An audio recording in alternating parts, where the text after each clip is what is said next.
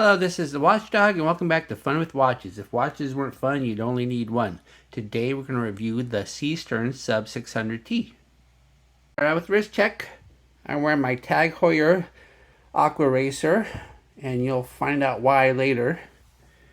And Greg is wearing my Pagina Design PD 1738 homage to a Richard Mille. Grogu said Boss took on a contract to kill the Pirate King Gorian Shard, who was seen at Mos Eisley. Shard was using a droid called DP-UT as a bodyguard. The droid bribed the Mos Eisley coroner to give him a dead body that looked like Shard to use as a decoy. Bosk was fooled and he blasted away at the decoy while Shard escaped. When Bosk returned, he reported, "I shot the spare stiff, but I didn't shoot the DP-UT." Alright, let's take a look at the watch. It comes in this plastic case here. I really like these plastic cases. They're about the perfect watch case. They really protect the watch. They got the foam on the inside, and they're really easy to store.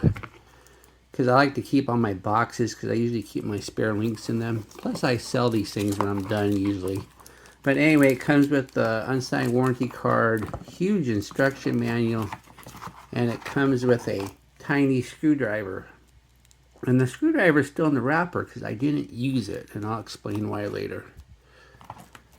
But anyway, here's the watch. Isn't that a nice looking watch? I like it. Here, let me get the minute hand out of the way so you can see Seestern. I guess Seestern is German for starfish. I found that out the hard way from a viewer because I was wondering why it was spelled S-E-E instead of S-E-A. And I guess that's the way the Germans spell it. This is the first Seestern on my channel. I have avoided them because they seem to be a bit more expensive than the watches I normally review, and I have to buy my own watches. This is an homage to a Doxa 600, where 600 is in meters. For this Seestern, the 600 stands for feet. When I did my unboxing, someone left a snarky comment about how this isn't an homage but a blatant copy. Those of you familiar with my channel understand that the term homage can mean many things to many people, and I am perfectly fine with any watch as long as it is not a fake. Yes, the $1,500 for the original is not exactly unobtainable if you want the watch bad enough, but we all have our own budgets and priorities, and some may find spending 10 times less more palatable. This Seestern comes in 7 different colorways with 2 different bezel options, making a whopping 14 variations. I chose the dark blue with the ceramic bezel. I was tempted to choose the orange with the steel bezel, but I had already reviewed an orange Doxa homage from Pagani Design, so I wanted to mix it up a bit. The watch is 40 millimeters at the bezel. It's 48.3 millimeters lug to lug with protruding end links, but they don't protrude a lot. It's 13.2 millimeters thick, which sounds a little thick, but it really doesn't look that thick. Maybe it's because there's no dome crystal. It has a 20 millimeter lug width and weighs 176 grams on the supply steel bracelet. Yeah, you heard that right, 176 grams. That's kind of heavy for a 40 millimeter watch. The bezel is ceramic. You also have a steel option, and it's a 120 click unidirectional, and the action's very nice. Solid clicks, no back play, and everything lines up just fine. Then as you can see too, there are 2 tracks in the bezel. The inner track is the timing bezel, and the outer track, this tells you how long you should take to decompress, depending how deep you go. I'm not sure exactly how that works, but you can read up on that. More than likely, if you're a real diver, you're not going to use this watch to dive. You're going to use your diving computer. But it's fun to have stuff that actually is useful. Then the dial, as you can see, is flat with no sunburst effect. We have the Seestern name up top, but not the Seestern logo. Then on the bottom it says automatic 200 meters, 660 feet. Once again, this is a 600 because of feet, not meters, unlike the Doxa. Then we have painted on indices with what looks like a home run plate at the majors and dots at the minors. And then we have minute marker chapter ring.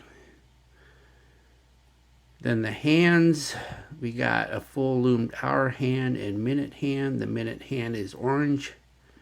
It's not orange on the Doxa. They did that for the Seestern. So I guess this is not a blatant copy. It's an almost blatant copy. And then we have the second hand instead of it's a square lollipop. And that's loomed also. And then let me get this out of the way and you can see the date window.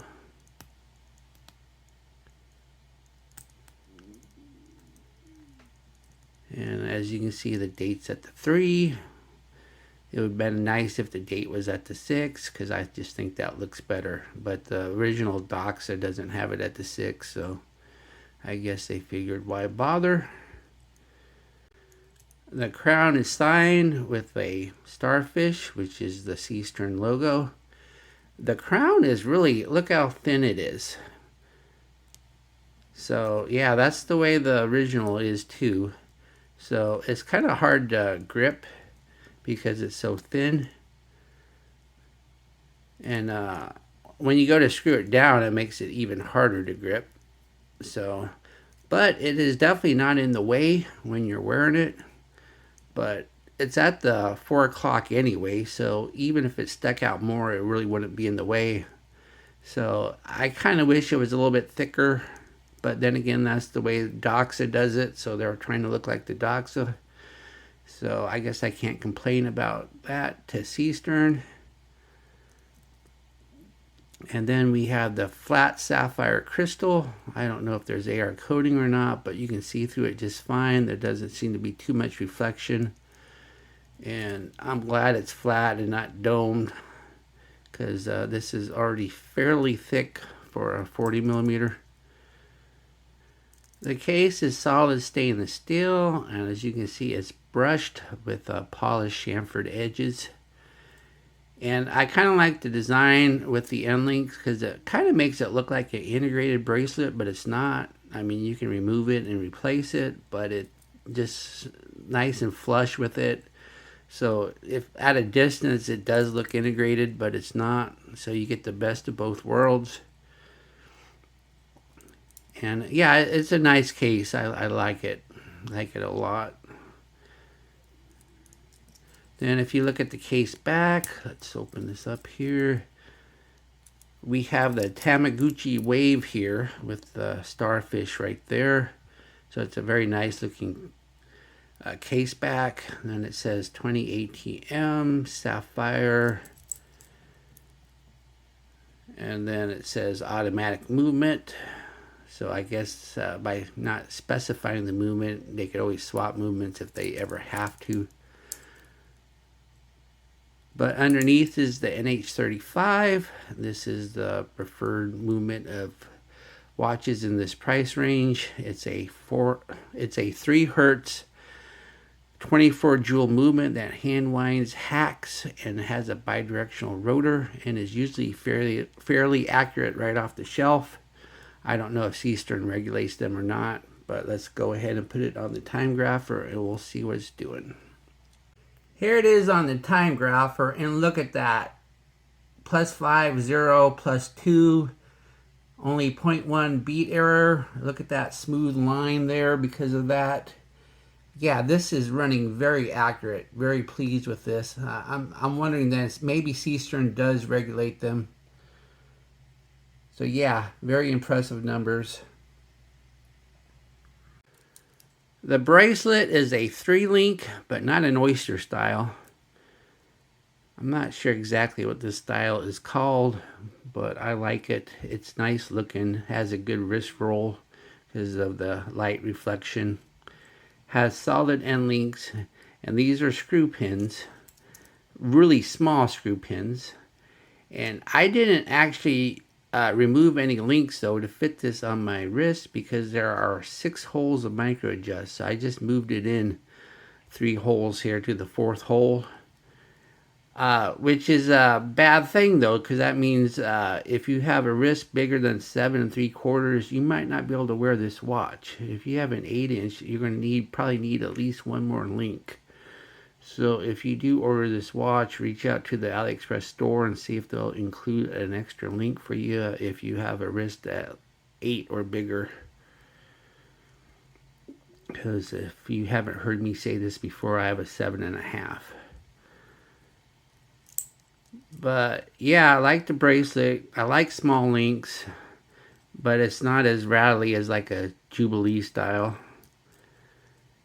And then the clasp, it's a milled inner, pressed upper, and once again you have 6 holes of micro adjust.